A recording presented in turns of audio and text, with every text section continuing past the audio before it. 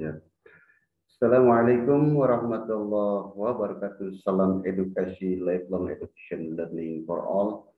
Menggali pengetahuan bersama Kampus Maya 21. Puji syukur kepada Allah, salawat kepada Nabi Muhammad. Saya saat ini bisa membuat video kembali. Mudah-mudahan kita semua selalu diberikan kekuatan, kesehatan baik jasmani dan rohani. Amin ya rabbal alamin.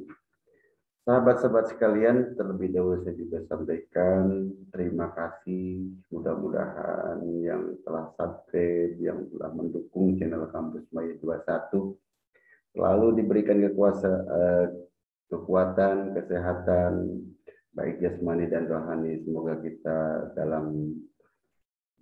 selalu mendapatkan keberkahan. Amin ya rabbal alamin. Sahabat-sahabat sekalian, untuk pembicaraan kali ini saya akan melanjutkan masih dalam evaluasi pembelajaran. Namun untuk kali ini kita akan membicarakan tentang evaluasi pembelajaran. Kita lihat dari perspektif kurikulum 2013. Oleh karena itu, nanti saya akan sampaikan sedikit gambaran melalui slide. Mudah-mudahan sahabat bisa mengikuti dengan baik. Dan ayo kita belajar bersama. Sekali lagi bukan saya mengajarin, tapi saya ini adalah orang yang sedang belajar. Dan ayo kita belajar bersama. Itu sahabat-sahabat sekalian. Mudah-mudahan apa yang kita bicarakan atau apa yang saya sampaikan ini bermanfaat, khususnya untuk diri saya dan umumnya untuk sahabat semua. Sahabatku sekalian, nanti saya akan share ini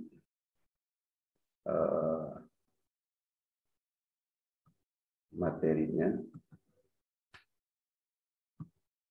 Sebentar. Oke. Kita ini akan berbicara tentang evaluasi pembelajaran dalam perspektif kurikulum 2013. Dalam kurikulum 2013 saya akan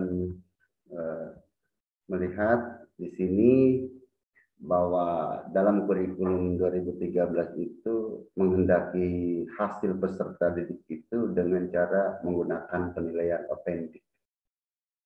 Penilaian otentik itu bagaimana, sahabat, sesuai dengan yang dikemukakan oleh Permendiknas nomor 81A ini tahun 2013, bahwa proses pengumpulan informasi oleh guru tentang perkembangan dan pencapaian pembelajaran yang dilakukan peserta didik melalui berbagai teknik yang mampu mengungkapkan pembuktian atau menunjukkan secara tepat bahwa tujuan pembelajaran dan kemampuan atau kompetensi telah benar-benar dikuasai dan dicapai. Jadi ini di sini sudah jelas. Ini sudah ada Permendiknasnya bahwa pembelajaran atau evaluasi yang harus dilakukan yaitu di dalam kurikulum 2013 ini agar benar-benar artinya terkontrol baik hasil-hasilnya, terevaluasi apa yang menjadi target daripada kompetensi siswanya. Kemudian ini bagian kedua, tuntutan terhadap penerapan pelayanan teknik dari kurikulum 2013 itu munculnya itu dengan adanya standar proses yang ditetapkan. Artinya ini dalam kurikulum 2013 ini berbasis kompetensi. Karena apa? Karena sudah jelas ingin menghasilkan kompetensi yang baik. Dengan menggunakan pendekatan suatu proses pembelajarannya itu dengan model pendekatan saintifik. Apa itu saintifik? Yaitu pembelajaran standar proses yang sudah ditentukan dan artinya siswa ini dituntut untuk ilmiah gitu, dengan saintifik ini.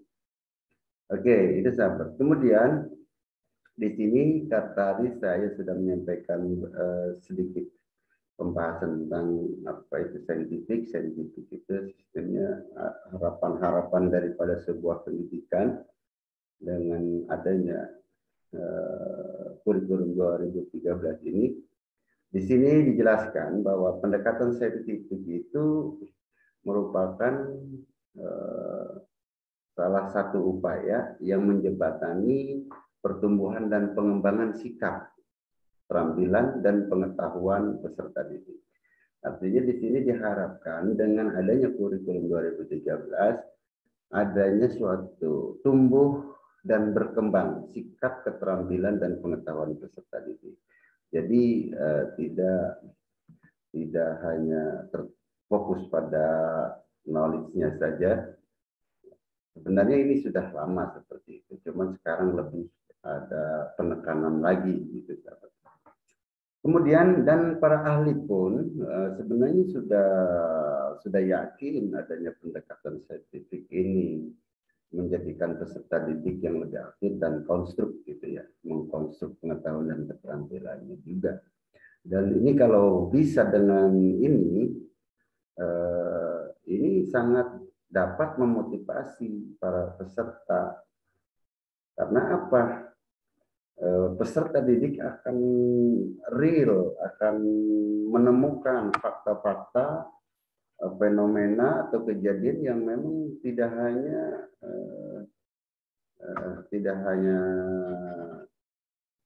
angan-angan, tapi ini tidak hanya ilusi atau intuisi, tapi ini memang benar-benar fakta, fenomena atau kejadian yang nyata, sehingga pengetahuan siswa akan lebih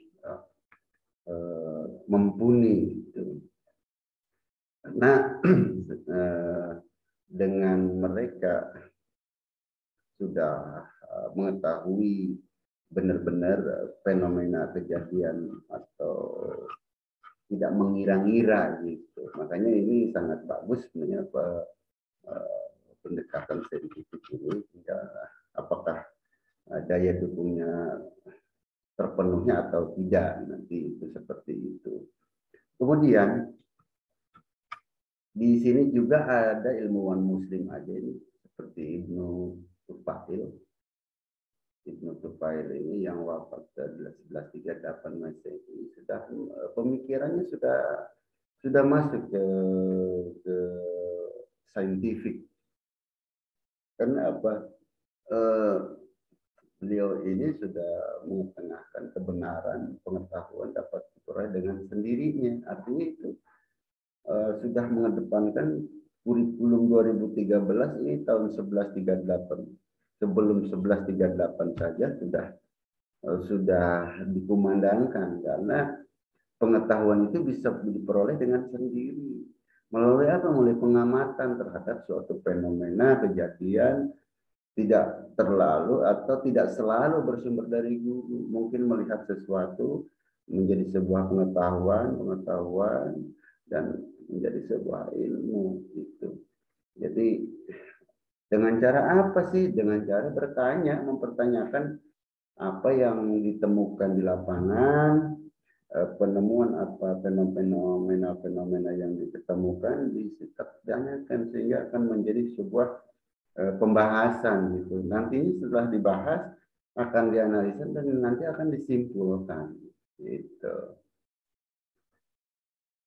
Karena berpikirnya dari sesuatu yang ditemukan, dari suatu kecil yang ditemukan, maka di sini kita akan melanjutkan pembicaraan. Ada istilah dengan berpikir induktif dan deduktif. Apa itu berpikir deduktif? Apa itu berpikir induktif? Kita lihat di sini. Proses penelaran induktif menempatkan fenomena situasi spesifik untuk kemudian menarik kesimpulan dari secara keseluruhan. Jadi induktif ini ada sebuah fenomena yang kecil yang kita lihat, kejadian yang kita temukan, kemudian kita analisis, kemudian menjadi dilihatnya secara dari kecil ke besar. Udah saya gampangnya seperti itu. Dari kita berpikir kecil menjadi besar dan akhirnya menjadi suatu kesimpulan, maka itu disebut berpikir induktif. Bagaimana dengan deduktif? Yaitu berpikir menemukan fenomena besar, melihat sesuatu yang besar untuk menjadi kesimpulan yang kecil, akhirnya disimpulkan benar-benar kesimpulannya.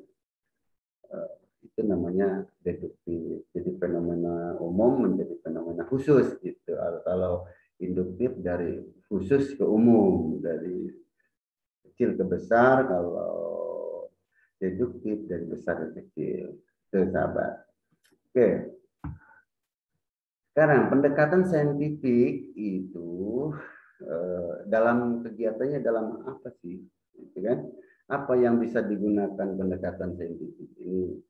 Pendekatan saintifik ini yaitu bisa digunakan dalam teknik-teknik investigasi. Misalnya ada suatu fenomena, ada gejala, atau ingin memperoleh pengetahuan baru, ingin mengoreksi, atau ingin memadukan ilmu yang A dengan ilmu yang B, gitu. Itu sangat bagus untuk pendekatan saintifik. Dan ini memang tantangan bagi guru-guru kita, bagi para pendidik dengan saintifik ini, karena tidak hanya kemampuan gurunya saja, tapi di sisi lain alat pun, sarpras pun harus sangat-sangat mendukung. Gitu. Bagaimana kalau tidak mendukung, ya sulit juga. Gitu. Kemudian karena di dalam saintifik ini tentu metode-metodenya itu yang dilakukan dengan inquiry, itu mencari temuan, mencari suatu temuan-temuan, nantinya untuk mencari bukti-bukti. Bukti-bukti apa, untuk apa? Untuk diobservasi, dan bukti itu harus datanya benar-benar objektif. Nah, itu bisa diukur, bisa dinalar gitu. Karena metode ini inquiry, jadi benar-benar akan menggunakan suatu eksperimen. Tidak hanya teori-teori saja, harus dibuktikan supaya untuk menjawab hipotesis-hipotesis dari pertanyaan-tanyaan masalah tersebut. Ini benar-benar suatu tantangan bagus bagi kita di pendidikan, tapi ya itu tadi, kalau daya dukung dari SDM dan sarana tidak mendukung, ya tetap aja ini juga tidak akan tercapai. Ingin tercapai kurikulum 2013 ya harus saling mendukung, sumber dayanya mendukung, sarprasnya mendukung. SDM artinya kemampuan. Kemampuannya ya harus benar-benar mumpuni. Gitu. Kemudian bagaimana jadi proses pembelajaran dengan saintifik ini? Jadi dengan saintifik ini proses pembelajaran mengupayakan supaya peserta didik secara aktif mengkonstruk konsep atau hukum atau prinsip melalui tahapan-tahapan. Dengan apa tahapannya? Ya ini di dalam kurikulum 2013 dengan pendekatan saintifik ini. Jadi siswa ini yang pertama itu harus mengamati. Untuk apa? Untuk mengidentifikasi, untuk menemukan masalah, untuk merumuskan masalah, mengajukan suatu rumusan, dan akhirnya sampai pada hipotesis. Bagaimana ini dengan seperti ini? Mengumpulkan data, dengan menganalisis data, menarik kesimpulan, terus didiskusikan, dikomunikasikan dengan hukum dan prinsip yang ditemukannya. Ini udah luar biasa. Ini bukan saja ini sudah saintifik ini, pendekatan saintifik ini, apabila siswa di tingkat dasar sudah mampu seperti ini luar biasa. Oleh karena itu perlu sekali ini baik sumber dayanya dan memang sarana prasarana, dan ini harus benar-benar terpenuhi, terdukung. Karena apa? Ini betul-betul harus mengedepankan objektif. belajarnya yang benar-benar mendukung. Dan ini kalau sudah berbicara tentang mengidentifikasi, menemukan, merumuskan, ini kan kadang-kadang di tingkat mahasiswa aja kebingungan kalau sudah melakukan identifikasi, melakukan temuan, mencari masalah. Karena mencari masalah, menemukan masalah itu sangat sulit sekali. Tapi ini saya bagus sekali kalau bisa diterapkan di tingkat dasar sampai tingkat tinggi. Kalau tingkat tinggi kayaknya sih sudah bisa. Terus apa sih tujuan atau apa saja pendekatan saintifik ini, untuk hasilnya apa, manfaatnya apa, atau harapannya apa, untuk siapa gitu. Jadi pendekatan saintifik ini ditujukan untuk memahamkan peserta didik. Biar apa? Biar mengenal, memahami berbagai materi pembelajaran dengan ilmiah. Jadi tidak hanya teori-teori saja, tapi harus dengan ilmiah, nyata, terbukti nyata. Inilah yang luar biasanya. Gitu. Jadi saya terus akan berbicara karena ini tetap harus ada hubungannya dengan sumber daya manusia, artinya guru-gurunya, pendidiknya, dan sarana prasarannya, rananya, dan kesiapan siswanya pun perlu dipikirkan juga. Tapi kalau sumber daya manusianya, gurunya sudah siap, alatnya sudah siap, kayaknya kalau siswa sih ikut aja, peserta didik sih ikut-ikut aja. Terus informasi atau ilmu pengetahuan atau fenomena atau untuk materi-materi ini sebagai bahan ajarnya, atau dari mana saja sumbernya. Sumber belajar itu kalau di saintifik itu bisa dari mana saja, mungkin dari apa, karena fenomena apa yang terjadi itu menjadi bahan kajian, bahan identifikasi gitu. Jadi tidak hanya guru yang memberikan materi textbook aja gitu, tapi bisa dari luar gitu. Jadi diarahkan ini siswa kira-kira mampu untuk mengadakan suatu observasi, bukan hanya disuapin lah, katanya kalau zaman dulu mah istilahnya siswa itu tidak disuapin saja, disuruh berkarya dengan kemandirian, dengan individual untuk belajar mandiri gitu. Ini harapan-harapan daripada saintifik ini. Nah, karena saintifik ini kompetensi, berarti yang akan kita lakukannya dengan keterampilan proses. Bagaimana keterampilan prosesnya? Seperti mengamati. Jadi siswa diharapkan mengamati, misalnya ada fenomena apa, ingin tahu proses artinya perkembangbiakan misal. Jadi dianalisa, misalnya pertumbuhan tanaman atau perkembangbiakan hewan. Ini benar-benar diamati, kemudian diklasifikasikan kenapa ini bisa berkembangnya bagus, ini tidak. Kemudian dilakukan pengukuran, ini meramalkan, menjelaskan, menyimpulkan, ini luar biasa. Mudah-mudahan ini kalau bisa peserta kita mampu seperti ini, ya menjadi ilmuwan-ilmuwan yang handal menjadi Indonesia ini. Kembali lagi, sumber daya manusia, kompetensinya perlu dikuat dan sarana prasarana harus kuat untuk di sekolah-sekolah dalam nanti prosesnya akan terrealisasi dengan baik. Kemudian,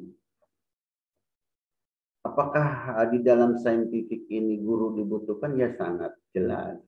Bagaimana siswa akan terarah, bagaimana siswa akan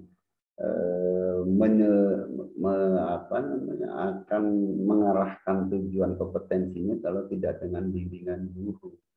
Guru tentu sangat diperlukan. Karena apa? Gurunya yang mengarahkan, siswa yang melakukan. Artinya aktifnya itu berada di siswa. Kalau dulu kan ada istilah CBSA, gitu, CBSA atau siswa aktif. Siswa aktif.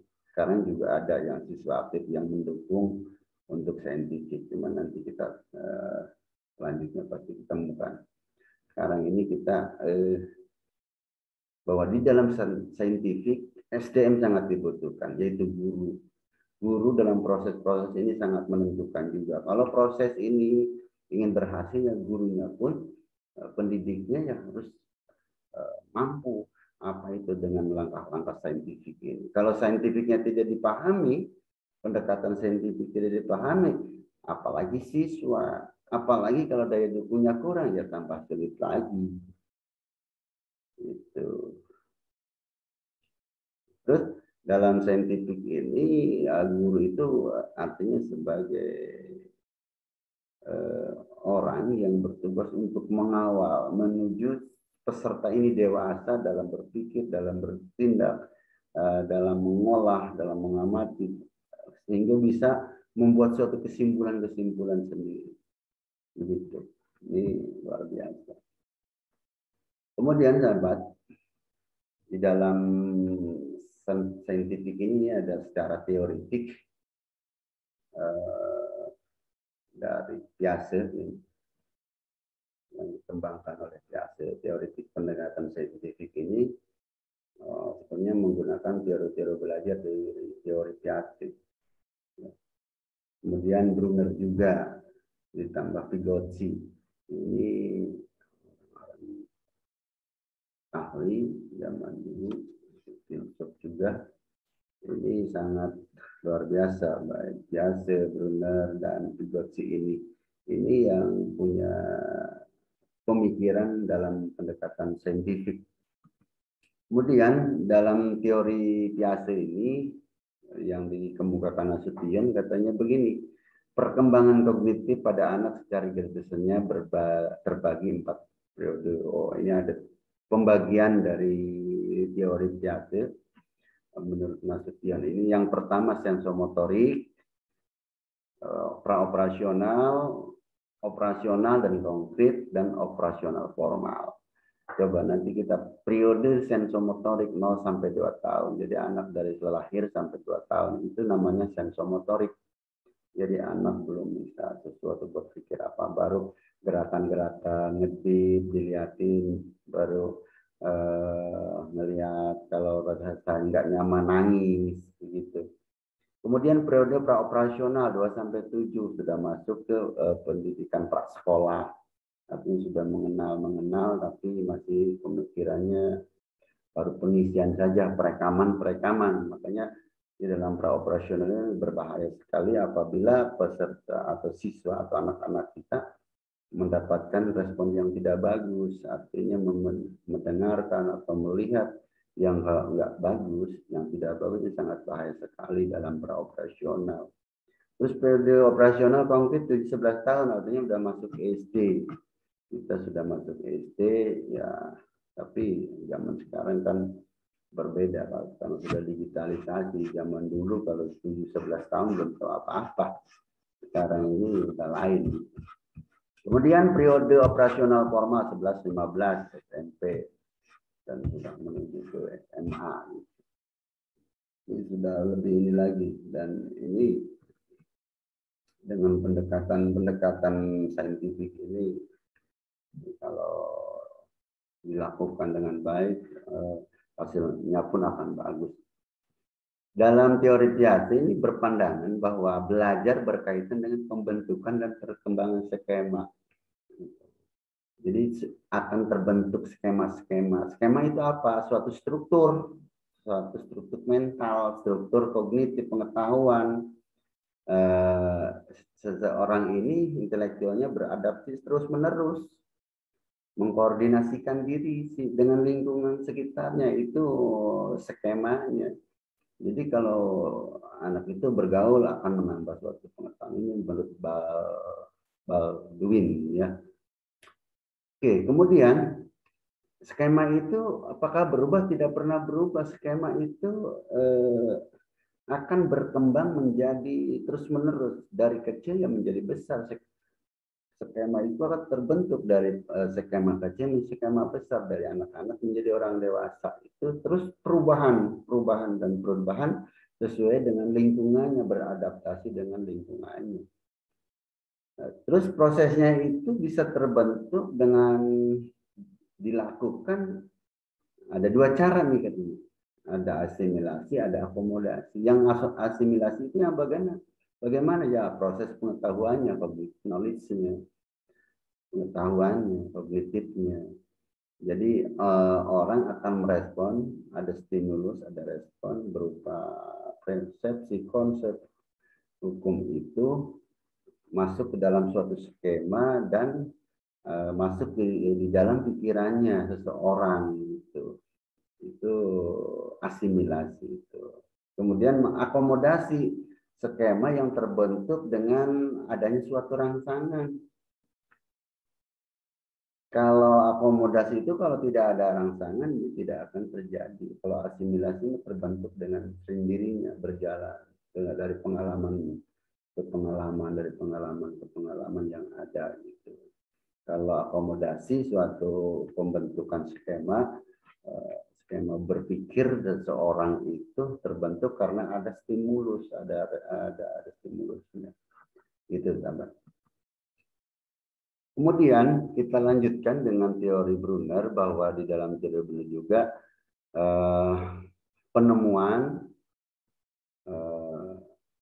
penemuannya itu hampir sama dengan Piaget. Menurut Brunner bahwa perkembangan intelektual itu mengikutinya 3 tahap. Ada enaktif, ada ikonik, dan ada simbolik. Nah, menurut Brunner. Jadi enaktif itu bagaimana? Jadi perhatian, perubahan ada tergantung pada respon. Responnya bagaimana itu akan membuat suatu perubahan. Kalau perkembangannya ikonik itu berpikir anak itu tergantung pada organisasi sensornya. Jadi ada suatu pola pikir yang bisa sensornya ini merekamnya bagaimana, bisa merekamnya baik atau tidak. Kalau sensor moodnya nggak baik ya berarti perkembangannya intelektualnya akan terhambat. Kemudian simbolik itu bagaimana, kan sesuatu itu mampu mengutarakan dengan bahasa-bahasa sendiri, dengan kemampuan-kemampuan yang dia lihat, yang dia ketahui, sudah mampu seperti itu menurut benar itu seperti itu dalam perkembangan intelektual anak. Selanjutnya kita berbicara teori belajar penemuan. Bagaimana teori belajar penemuan itu? Jadi teori belajar penemuan itu suatu teori yang dikembangkan untuk mengedepankannya masalah dulu. Masalah yang didepankan.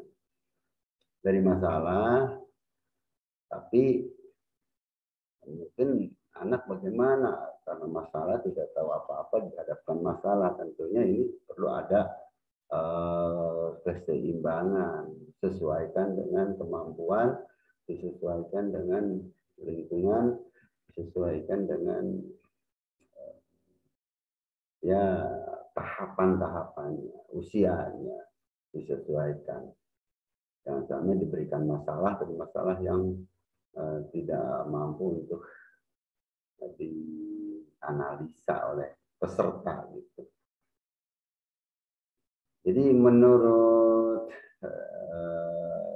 Carin dan Sun ini ada 4 pokok berkaitan dengan teori belajar Brunner ini. Yang pertama, bahwa belajar itu mengembangkan pikirannya apabila menggunakan pikiran. Individu hanya belajar dengan mengembangkan pikirannya apabila menggunakan pikiran. Iya, Yang kedua, dengan melakukan proses kognitif, proses penemuan peserta memperoleh kepuasan intelektual. Jadi yang kedua, kalau sudah menemukan sesuatu kan kita semangat nih, euforia, kita dapat ilmu baru gitu kan. Itu.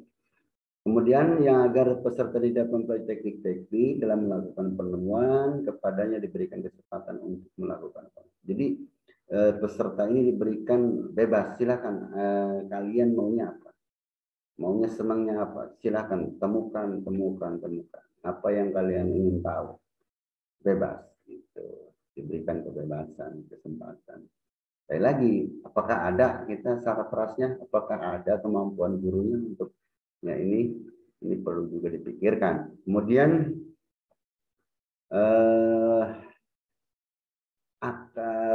dengan melakukan penemuan saya akan memperkuat retensi nyata.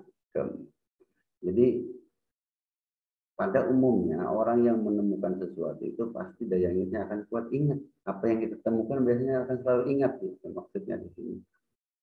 Jadi apa yang kita temukan, bila mana anak menemukan sesuatu baru, pasti anak itu akan ingat begini caranya, oh tadinya begini, prosesnya begini.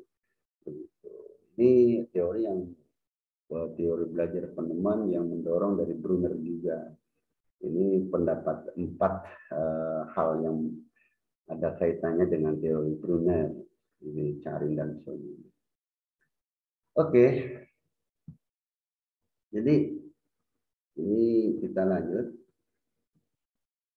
Sekarang ke Vygotsky ya. Vygotsky yang ini pengantar dari sebuah saintifik.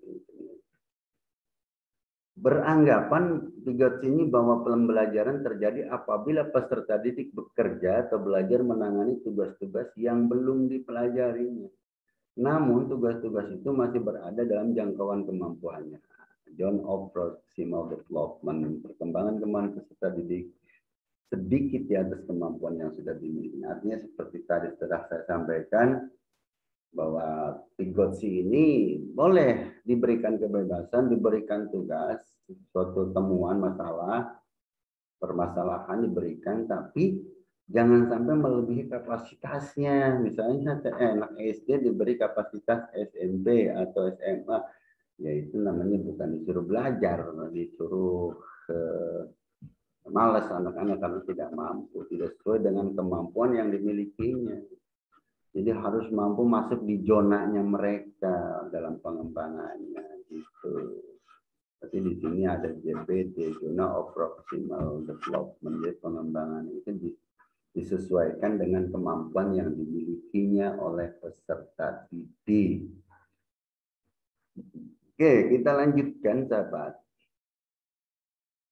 Jarak antara taraf perkembangan aktual seperti nampak secara mandiri atau pengembangan potensial secara mandiri atau pemecahan masalah dengan seperti mandiri atau bimbingan dengan orang tua ini bisa juga bekerja sama dengan temannya. Gitu. Menurut saya ini dari di zonanya itu di zona optimal development-nya.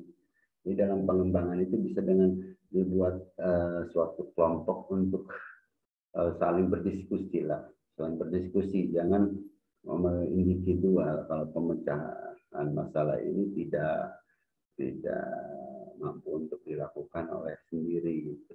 Tapi kalau bisa dilakukan sendiri ya bagusnya dengan individual. Terus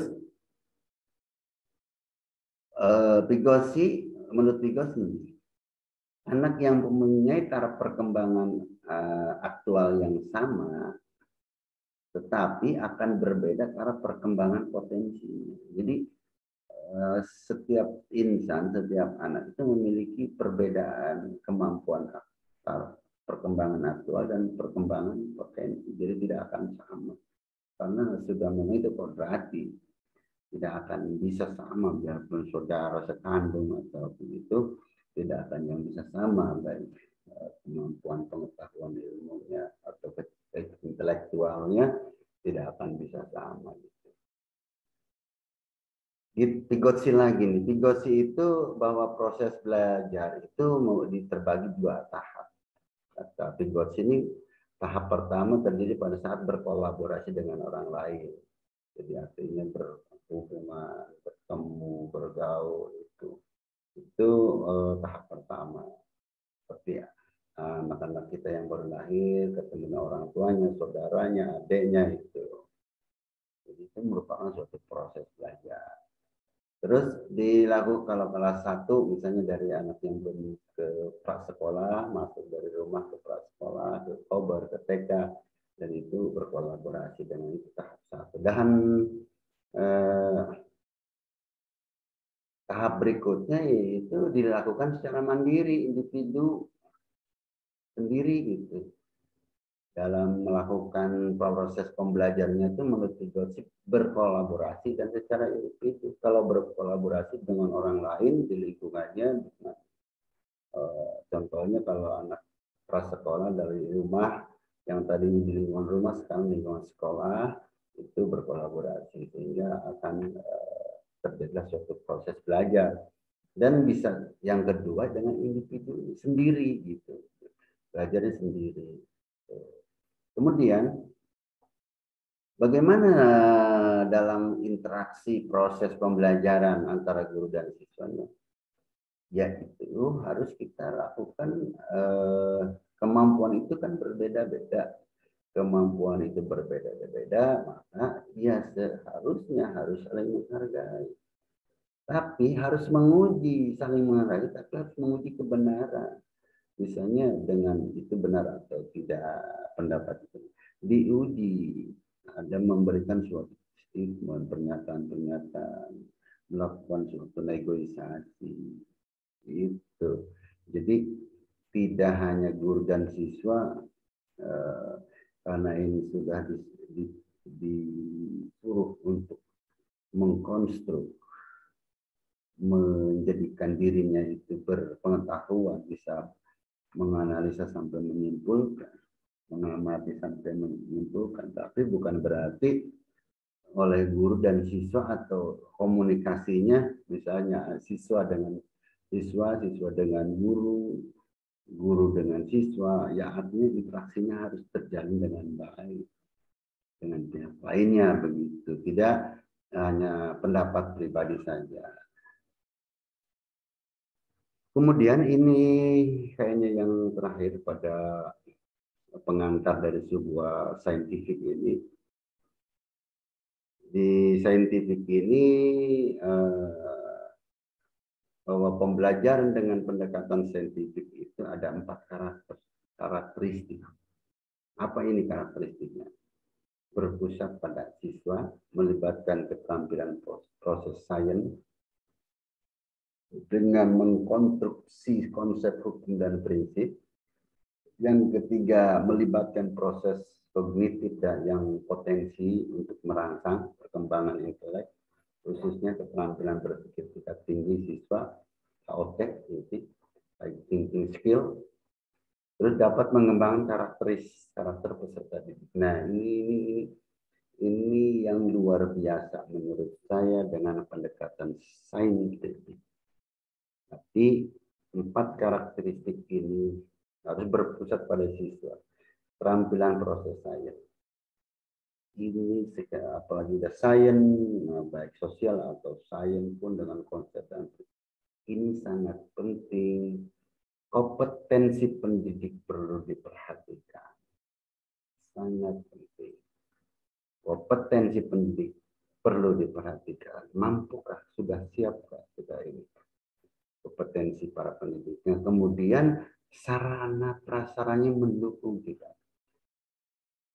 Kita punya bahan bagus, tapi kita memasaknya tidak bagus. Ya, jadinya rasanya udah nggak enak. Gitu. Jadi artinya saya simpulkan bahwa pembelajaran berdasarkan saintifik itu sangat bagus, perlu terus dilakukan, tapi perlu diperhatikan, yaitu SDM, sarana prasarana. Untuk mendukung bahan yang bagus ini jangan sampai rusak. Karena ini pendekatan yang sudah bagus, ternyata tidak didukung oleh sarana prasarana dan SDM, sehingga hasil daripada masakannya transformasinya, prosesnya, outputnya tetap saja sama seperti yang konvensional, misalnya seperti itu, yaitu sudah sangat rugi sekali. Ini bukan konvensional, kita berubah untuk saintifik, tapi hasilnya misalkan sama dengan konvensional, yaitu menurut saya rugi besar.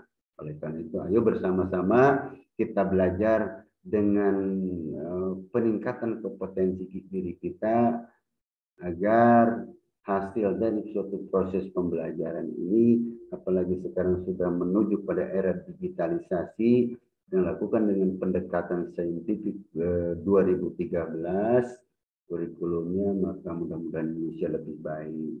Ayo, bukan mengajak, bukan mengajari, tapi saya untuk mengajaknya untuk diri sendiri, supaya terus belajar dan belajar, dan apabila ini ada baiknya untuk sahabat semua, mudah-mudahan bermanfaat untuk kita semua. Terima kasih.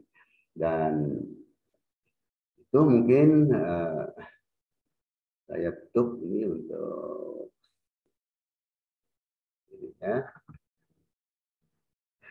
Saya tutup mungkin pertemuan atau belajar atau bahan saya pembicaraan ini. Dan saya berharap mudah-mudahan selanjutnya kita terus diberi kekuatan, kesehatan, baik jasmani dan rohani. Terima kasih. Mohon maaf. Assalamualaikum warahmatullahi wabarakatuh.